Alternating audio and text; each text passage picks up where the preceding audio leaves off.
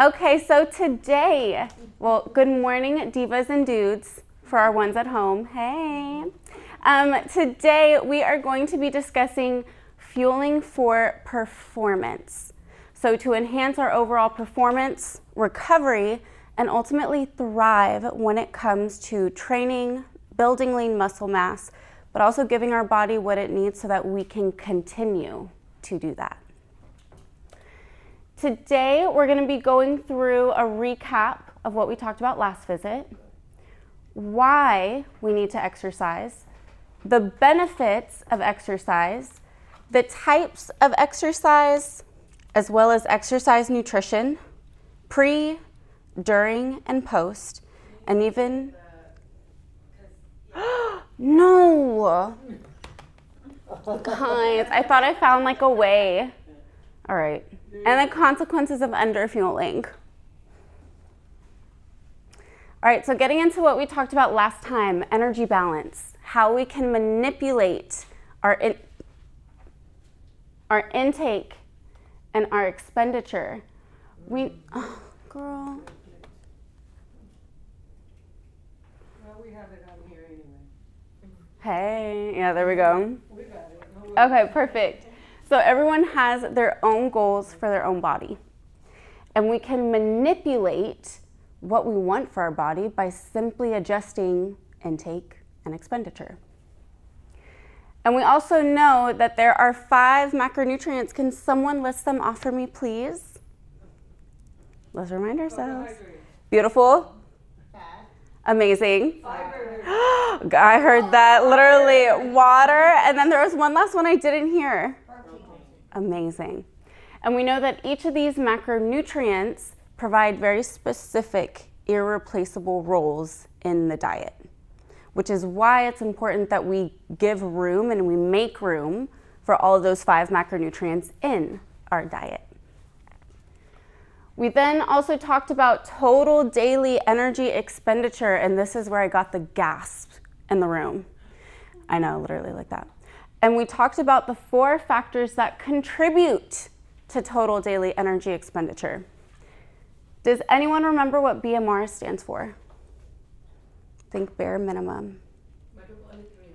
Okay, beautiful. Basal metabolic rate. What about TEF? Thank God it's Friday. Oh, no. No, literally. Close. I wish, girl. The thermic effect of food, so the amount of calories that we're burning just by digesting and absorbing nutrients, right? The thermic effect. We also have EAT, which stands for, do you remember? It has to deal with a form of activity. It's kind of amazing, girl. So that exercise, activity, thermogenesis, and last but certainly not least, our NEAT, which is our non-exercise activity, thermogenesis. So we talked about intake, we talked about expenditure, and there were a few takeaways from our last visit. We talked about weight loss, maintenance, and gain can be achieved all by manipulating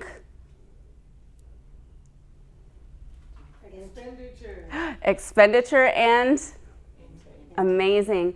We also talked about that some macronutrients provide calories and others don't. Do we remember which ones actually provide us calories? Protein, 2 more. Carbs, and last but certainly not least? So not fiber, but amazing.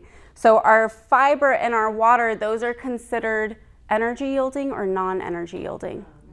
Non-energy yielding, perfect. We also talked about that consuming too little calories can actually result in lean muscle mass loss and ultimately what? Decrease or increase our metabolism? Decrease. So the problem is that we're not bound to our metabolism decreasing as we get older, but usually we have behaviors in place as we get older that put us in positions to actually lose muscle. Today's conversation is going to be a little bit more about how we can build that muscle so that we can actually increase our metabolism and keep our metabolism high really for the rest of our lives. What? And then we also talked about how exercise does not actually contribute a significant amount to the total number of calories that we burn in a day. If you remember, what percentage does exercise actually contribute? 5%. So about 5% of the total calories that we burn in a day. Now this is where we're going to shift a little bit because we need exercise. We need exercise despite it contributing so little to the total calories that we burn in a day for a few reasons. We need it for our metabolic health. We need it for our cardiovascular health. We actually need it for our cognitive health, which we'll get into. And we also need it for longevity. So not to keep y'all waiting any longer, we're going to be discussing fueling for performance. All right, guys, how do we feel with that little recap so far, though? Felt good? Perfect. Okay, so once again, today we're going to be talking about ensuring that we are consuming enough to actually engage in challenging activities that keep our metabolism high, improve our cardiovascular health, decrease our risk for Alzheimer's and dementia, and even schizophrenia, but also ensuring that we have the tools we need to move across the rest of our lives with independence and mobility. All right, now when we think of exercise, if y'all were to give me a definition of exercise, what is it? Moving your body. Moving your body, which kind? Cardio. Any other associations we have with exercise? Increasing heart rate. Increasing heart rate, so kind of along with the cardio. Lose weight, okay. Absolutely, these are all the, once again, the connotations, hey English teacher, that we have with exercise. When we talk about exercise though, exercise is a subset of physical activity. Physical activity is like this umbrella term to include all different types of movement out there. Me pacing back and forth today because I'm nervous with presenting, that's physical activity. When we go up the stairs, physical activity. When you're pacing back and forth watching a Spurs game in this last final series, physical activity. Exercise is a group of physical activity. What distinguishes exercise from physical activity is that exercise is planned, it's structured, it's repetitive, and it usually has a final objective that we're working towards. So it's a little bit more specific compared to all those different types of movement that we engage in throughout the day. Now we have to ask ourselves though, why we need exercise. So why, we had mentioned a few things, right? So for example, when you said get your heart rate up, why do you think that's important? Your heart, the pumping of the blood to the vessels and stuff like that don't get clogged with whatever. So that's a great point. So Makes it stronger. in a way, so actually we don't necessarily want our heart muscles getting bigger. That's cardiac hypertrophy, and that's what can actually lead to things like stroke and heart attack. So we actually don't want our heart muscles growing. The reason getting our heart rate up is so important is because one, it allows us to build overall endurance and allow us to lower our resting heart rate. It allows for us to have better blood pressure levels.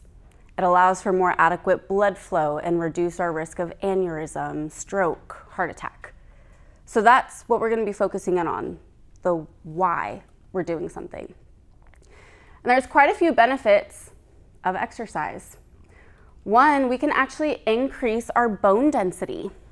And the reason that is when we have that stomping, that's what actually helps stimulate our body to say, hey, we need to build more bone. We can also see that we can promote lean muscle mass growth through 3 different mechanisms: mechanical tension, metabolic stress, and muscle damage. We'll get into those 3 things. Those are going to be the 3 things that actually drive lean muscle mass growth. We can also see hormonal regulation. When we engage in exercise, we can actually see that we have an increase in our own adrenaline, which is basically our natural morphine. Yay.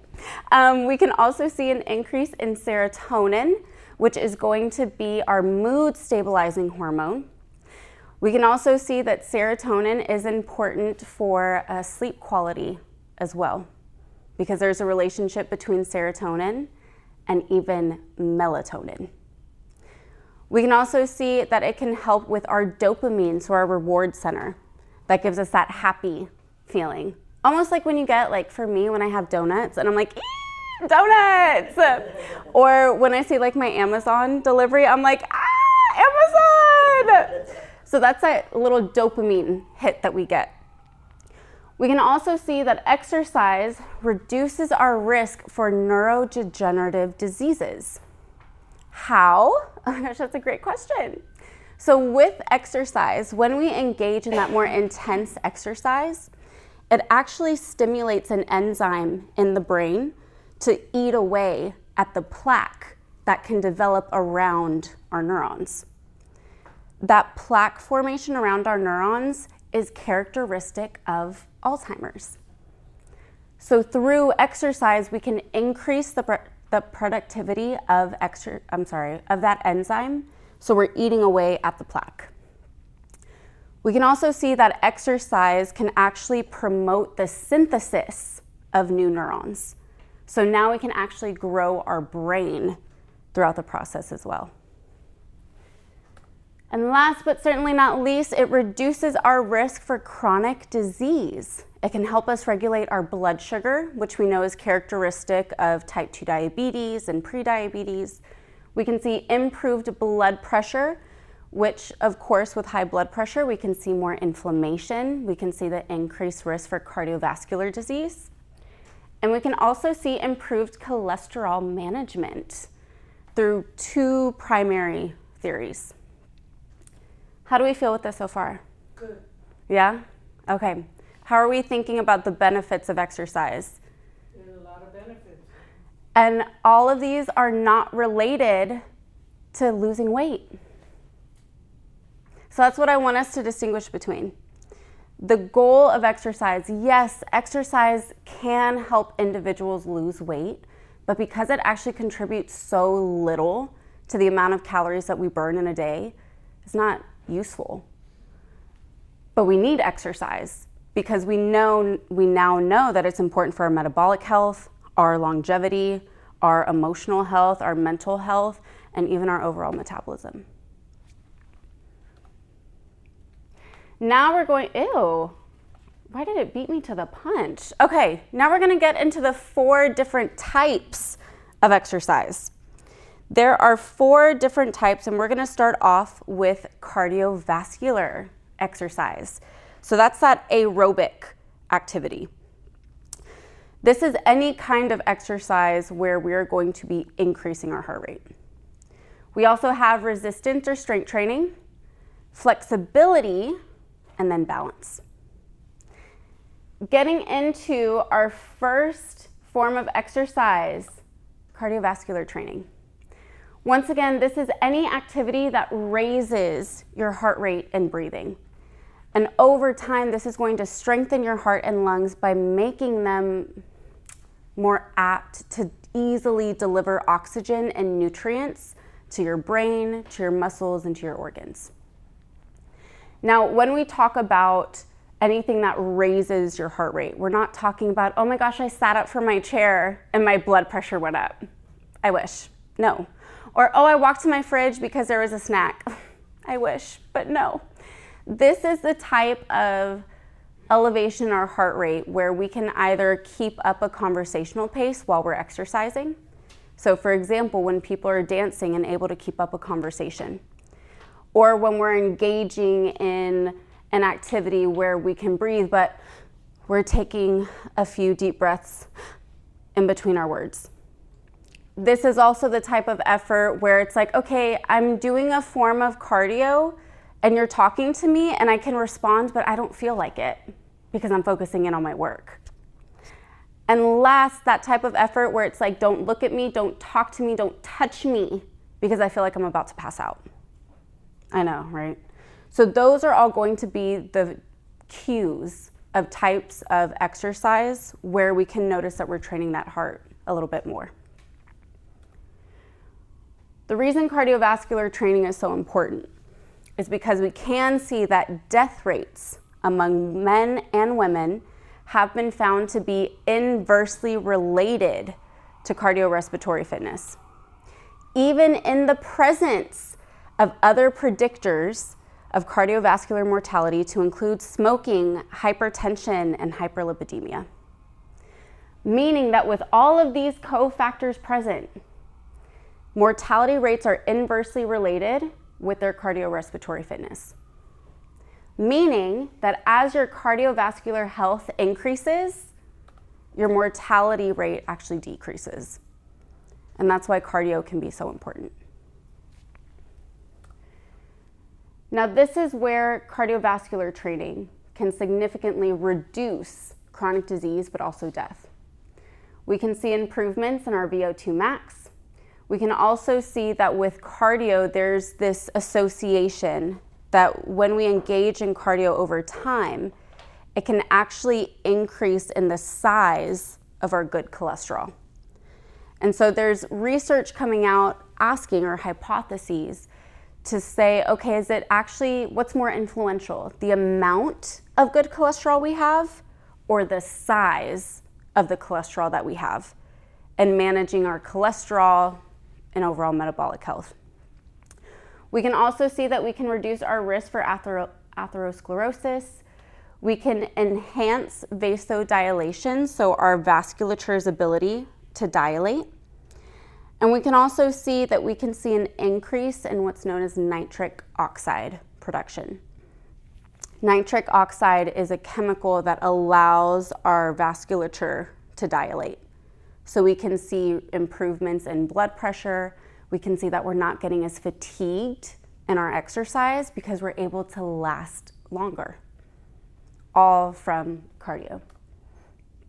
We can also see that with cardiovascular training, we can enhance insulin sensitivity, meaning that we can help insulin and the cell communicate a little bit more. Think of it as like couples therapy, basically, for the cell and insulin. We're enhancing that communication so that we can ultimately have better blood sugar levels.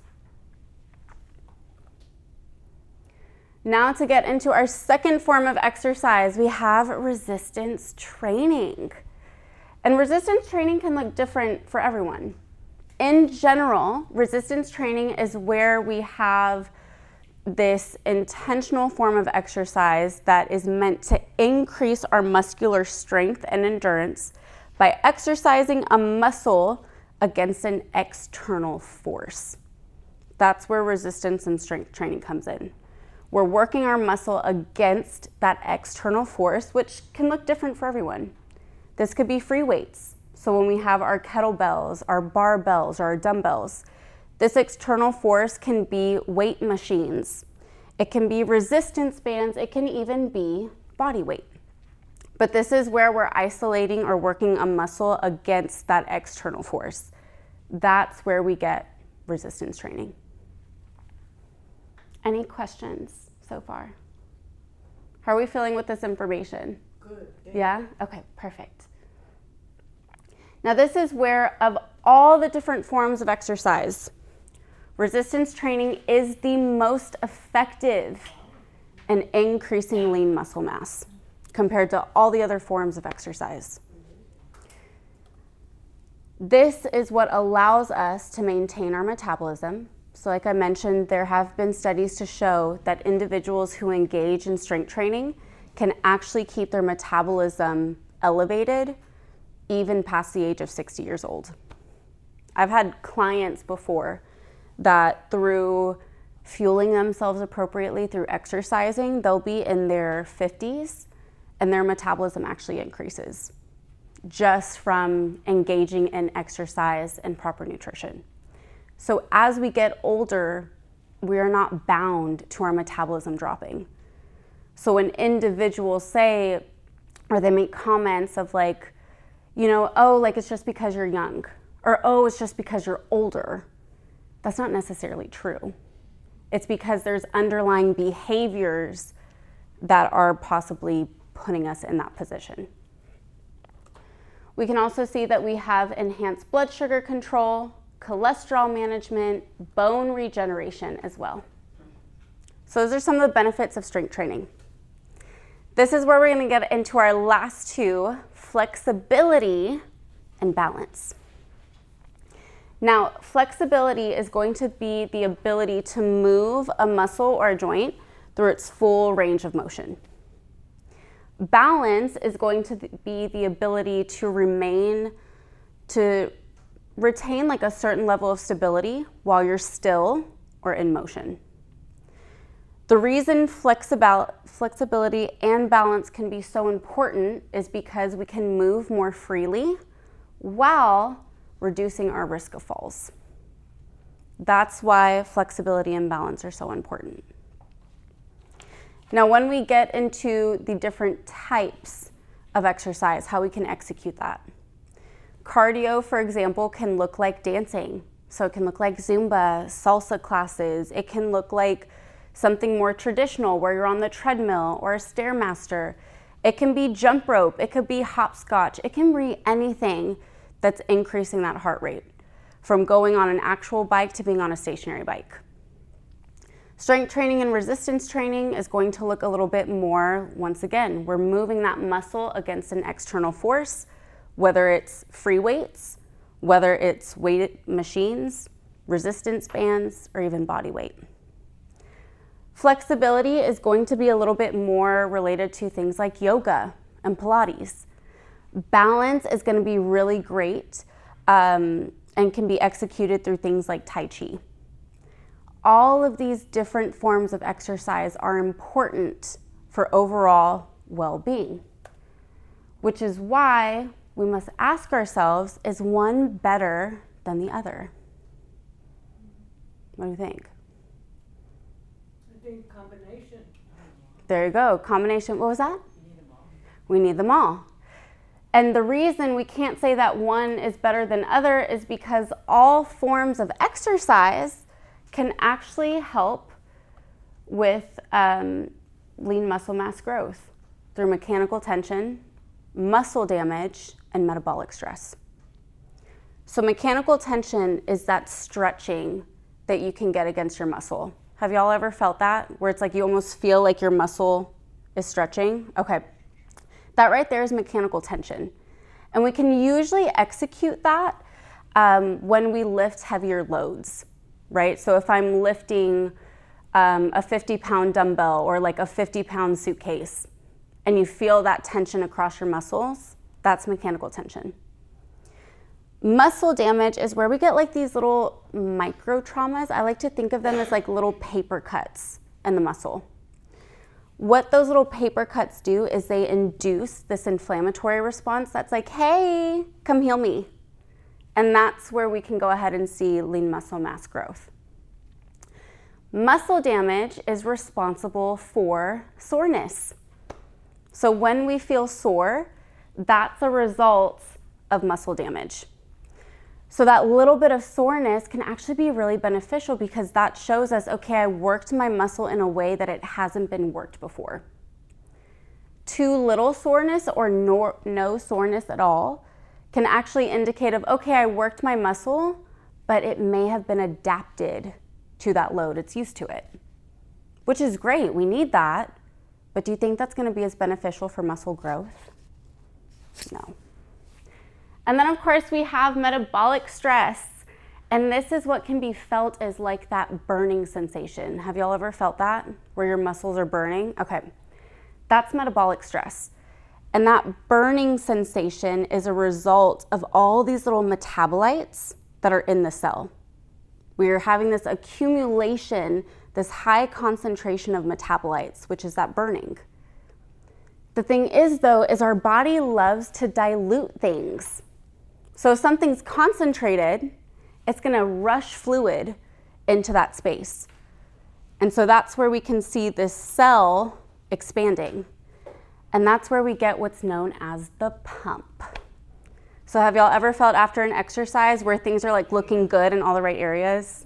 Like it's like the legs are looking good, the booty's looking good, the arms like look amazing, and the waist looks small? I know, literally, I love it so much. That's a result of metabolic stress. That's because we got these accumulations of metabolites within the cell. We have water rushing into the cell, and then that cell is expanding, the pump. So technically, all forms of exercise can induce these three things. And these three things are necessary for muscle growth, hypertrophy. But, big but, all forms of exercise promote hypertrophy to varying extents. And we're gonna get into that a little bit more.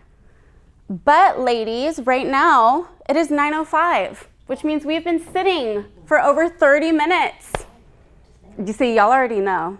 So we're gonna go ahead and get up, stretch a little bit, get some blood flow. I know, I saw some eyes drooping a little bit. I'm not mad. I'm not gonna take it personally.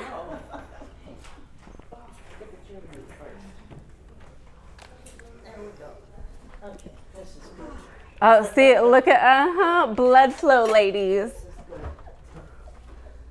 Oh my goodness, you reminded me of the Starbucks. I was like, oh, let me go to Summer Moon before, let me get my coffee, and then car problems. And then I was running late. Okay, let's do some arm circles, please. We're gonna do 5 forward, and then 5 back. There we go. Y'all can too. I see y'all sitting down looking tired. Yeah, they think it's just for the divas. Okay, and then we can go ahead and do some calf raises if we like. If we need some assistance, you can go ahead and use a chair or you can use a table. Once again, our calves are like our second heart. Fun fact. So when we contract and relax them, we can actually help put blood that was pooling in those extremities, we can push it back into circulation. So even when you're sitting and you're noticing a little bit of fatigue, if you want to go ahead and like do little toe points and flexes or even seated calf raises, that can help with delivering oxygen back into your brain and muscles. Fun fact. Thank you. Of course, that's what can also help too if you'll ever experience it after sitting down for a while and you get up, you get lightheaded. That can be a result of blood pooling. So when you get back up, you didn't have as much blood going back through. So sometimes for my individuals with things like POTS or who are a little bit more sedentary, doing toe points and flexes before you get up can actually help reduce the incidence of lightheadedness. Crazy, right? And give me a fact on knee stiffness. Ooh, knee stiffness. Collagen. Oh, mobility. So think about it. Your knees, they're bearing most of the weight. Right.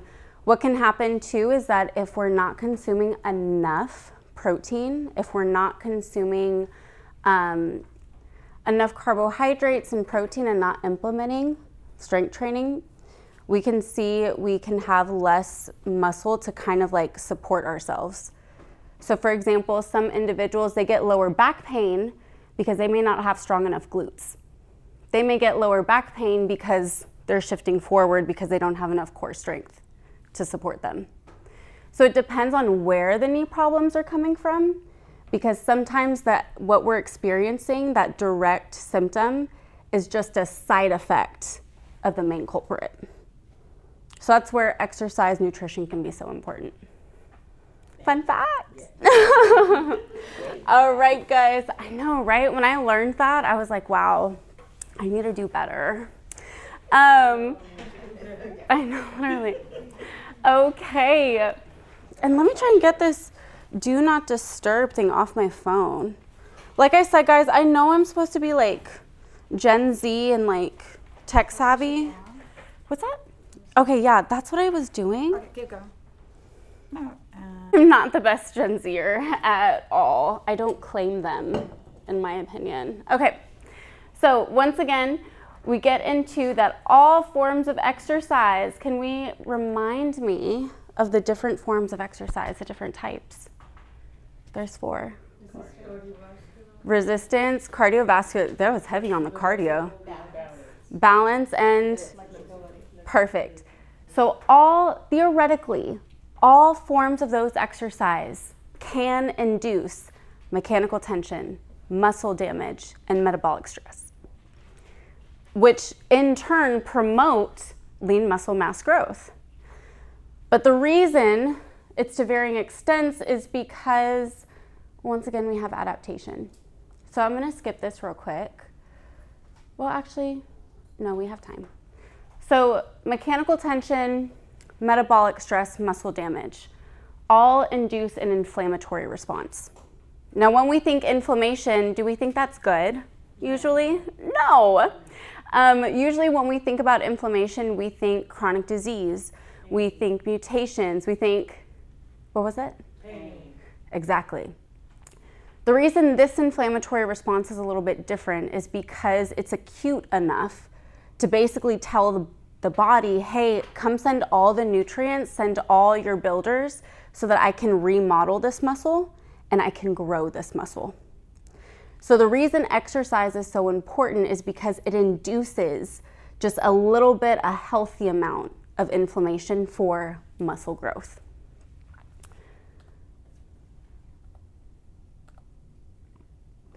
Now, like I said, when we talked about those different forms of exercise, the reason we said that theoretically all forms of exercise can promote hypertrophy, but to differing extents, is because of what's known as muscle adaptation.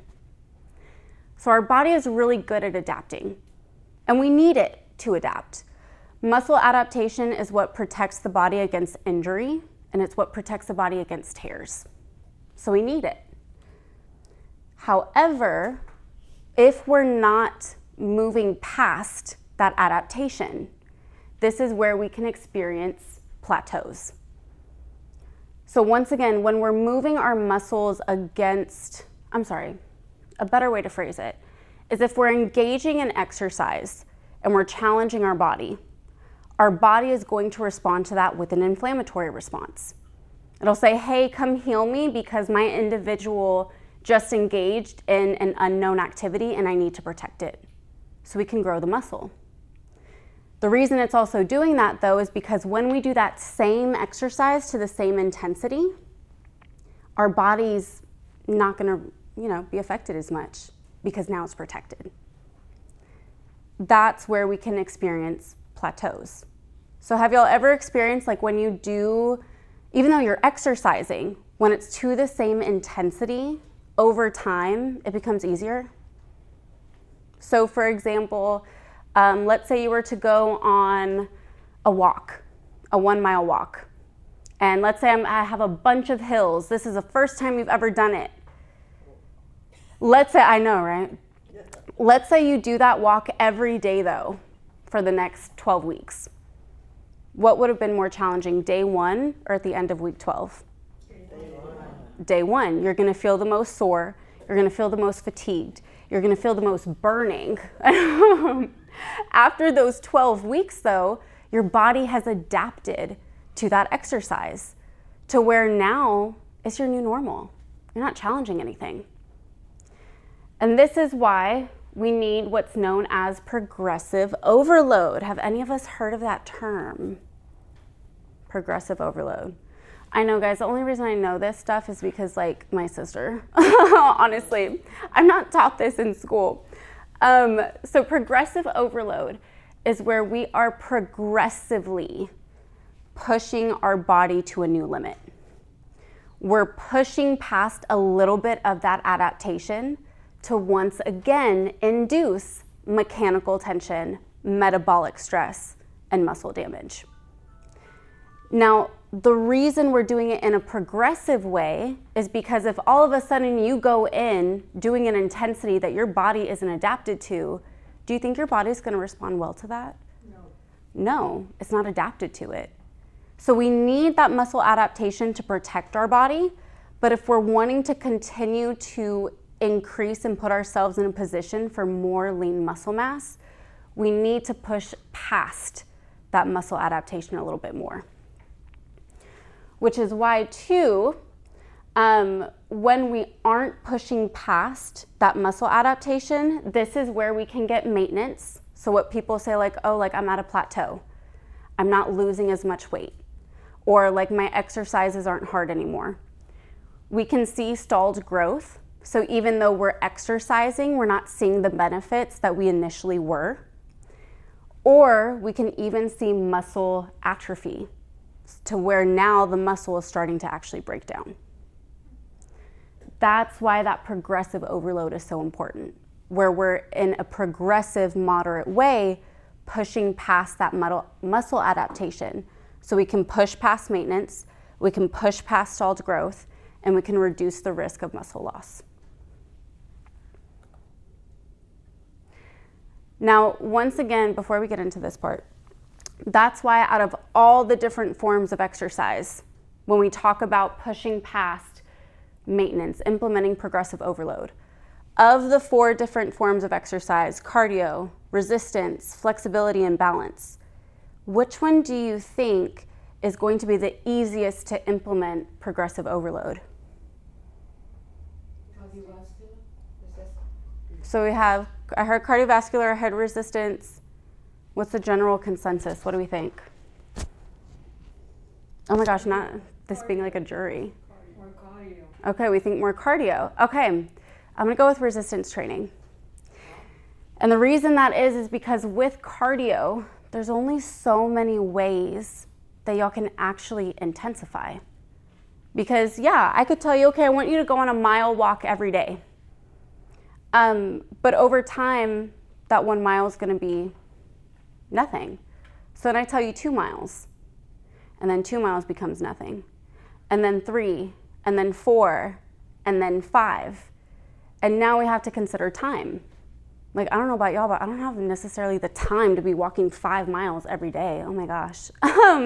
Or I don't necessarily have the desire, nor am I gonna consistently do it, to increase my speed every week. So cardio is important, but it's limited in the ways that we can actually implement progressive overload.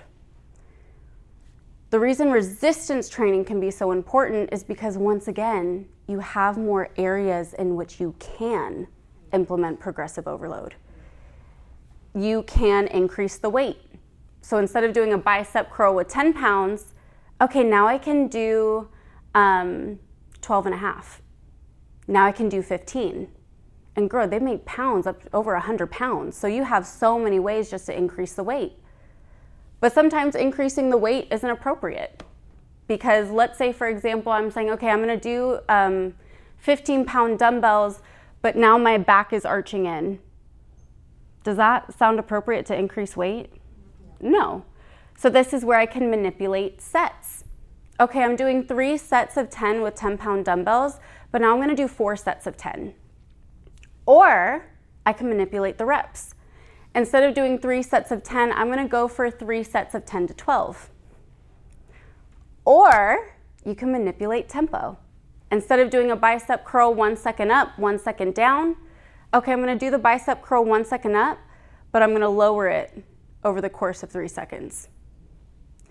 You can even change the variation. You can go from an assisted squat where you're sitting on a box to a regular squat, to adding weights, to doing a split squat, or to doing a lunge. So now you're doing that same pattern of movement, but you're changing the intensity. See how we could do all of that with only keeping 10-pound dumbbells? It's because of the variability there is. It's easier, it's more convenient to implement progressive overload with resistance training. Which is why, of all the different forms of exercise, yes, we need all of them. We need flexibility, we need balance, we need cardio, we need resistance training. If we're trying to grow lean muscle mass, which one is going to be the most effective? Resistance. Okay, guys. Any questions, comments, concerns, or thoughts? How are we feeling with this info? Okay, is there anything so far where it's like, Jerrica, you're not making any sense and you're causing me more confusion? I have a question. Mm-hmm. Can you comment on the cardiovascular benefits of using the sauna 4 to 7 times a week? Okay. Because this is kind of a moderate exercise Yeah. phenomena and, So there are some ways. So what we can see from what I do have to do more research, but from what I can anticipate, what I would suspect is that when we're in a sauna and we're putting ourselves through more extreme heat, our body is going to try and regulate itself because it wants to maintain its internal body temperature. So it's all about maintenance. So we can see that even by sitting, right, we can see an increase in our heart rate. I'm sure that could potentially mimic like a cardio exercise. I think it induces kind of a moderate exercise, beats going up to 120 to 150, improves blood flow. And also they find the mortality risk, cardiovascular mortality risk is reduced. Yeah, so that's where I'm wondering, I can see how it mimics it because you're ultimately getting your heart rate up. Now, of course, that heart rate range is going to vary depending on an individual's resting heart rate. So for example, like let's say like an individual's 120 to 150 beats per minute is more of a zone 2. Zone 2 is like that conversational pace that we have when we're like exercising, walking, dancing, whatever it may be. Zone 2 specifically is known to help improve the size of our mitochondria. It's helped to lower our blood pressure, improve our resting heart rate, all that great stuff, right? Someone's zone 2 of like, let's say a 120 to 130 may be someone's zone 5. And zone 5 is on the brink of like heart attack. So that's where like, I have to do more research on it just because it is, emerging and science changes every day. I can see how it mimics though other forms of cardio. I just have to look into like the beats per minute, like what you're reaching. The reason saunas can sometimes be potentially problematic is the hydration aspect of it. So if we're losing that water, if we're losing sodium, that's what can contribute to things like twitches, like in our muscle, cramps. We can also see like delayed wound healing. So I would just have to look into like what the balance is, like what the happy medium is, really. But that's a great point. Thank you. Any other questions? Okay, perfect. Did I answer your question to a certain extent? Okay. Now, when we talk about being able to train, we need energy and proper recovery to train consistently. Because yeah, you can train, but if you're not doing it consistently, do you think you're going to reap the benefits from it? No. Which of course means that we also require energy and proper recovery to continue intensifying that exercise, so actually implementing progressive overload. Now, of course, this can be a really great stopping point because this presentation is a little bit longer than an hour. And I want to give some time because it's 9:24, and for my individuals that need to leave at 9:30, I want us to discuss any questions or any thoughts that you may have, anything where this current presentation has challenged beliefs, anything like that. Okay. What are some ways in which we think, whoever is open to sharing, in which we can work to implement this more, or even things that in this presentation we discussed that stuck out to you a little bit more, where you're like, oh, this gives me an idea, or oh, this is something that I'm doing, but I didn't know I was. So how much should we do in terms of benefits? Should we do it 3 times a week or every day? Yeah. So what is the balance in all this? Yes, so when it comes to the recommendations, it's recommended minimum 2 times out of the week of strength and resistance training. It's been shown that 2 sessions out of a 7-day period is important to prevent lean muscle mass loss. So it's recommended that we engage in 2 days a week of strength and resistance training, and anywhere from 75 minutes of higher intensity cardio or 150 minutes of more moderate intensity as well. And you can, of course, spread that out across the week. It doesn't have to be like, oh my gosh, I did 150 minutes of a zone 2 cardio. No. It could be like, okay, out of the 7-day week, I did 20 minutes a day of moderate conversational pace cardio. Perfect. In regards to flexibility and even balance, this is where you can actually incorporate flexibility before your exercise as well. So before either maybe like a cardio workout or even a strength training workout, you can incorporate what's known as like static stretching or dynamic stretching. Have we ever heard of that before? Okay, I hear a nod. I saw a nod.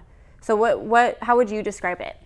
Static stretching versus dynamic. Just staying still and doing your movement. Mm-hmm. And then dynamic? Dynamic, you're moving around.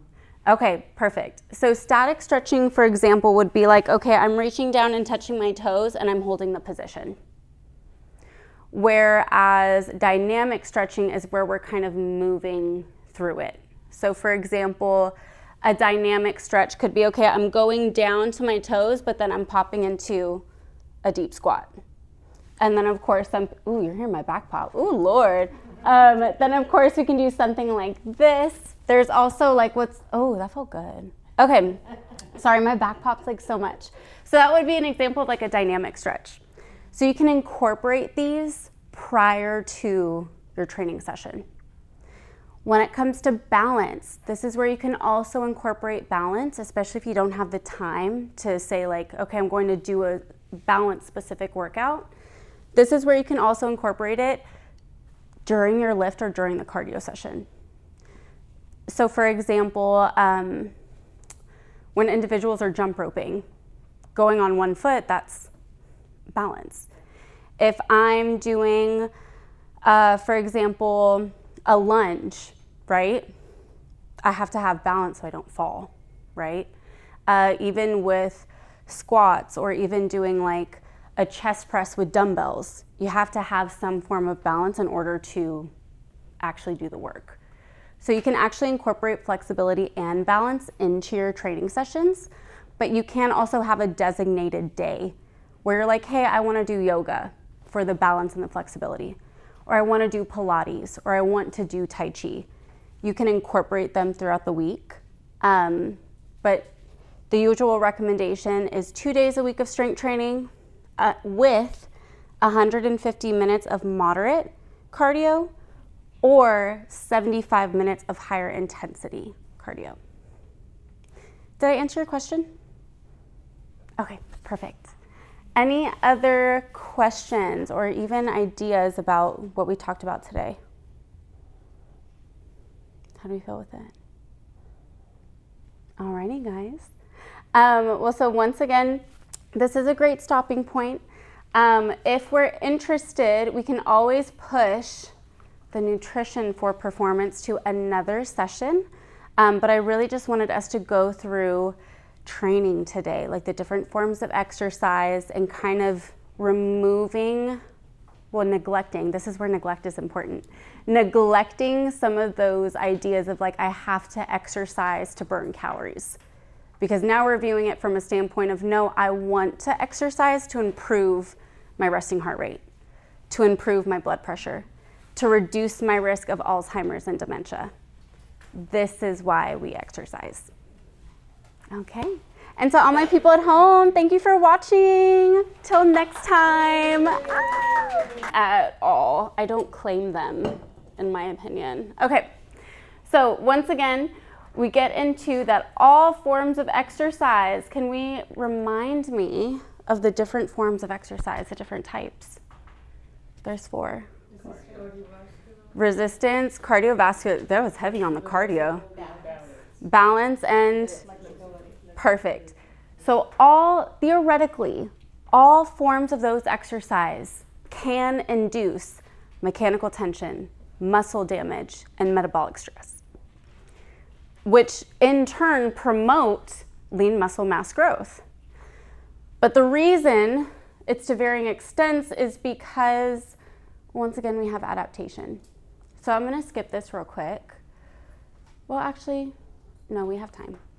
So mechanical tension, metabolic stress, muscle damage, all induce an inflammatory response.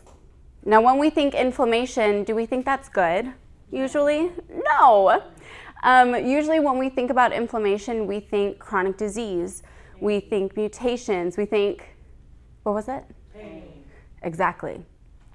The reason this inflammatory response is a little bit different is because it's acute enough to basically tell the body, hey, come send all the nutrients, send all your builders so that I can remodel this muscle.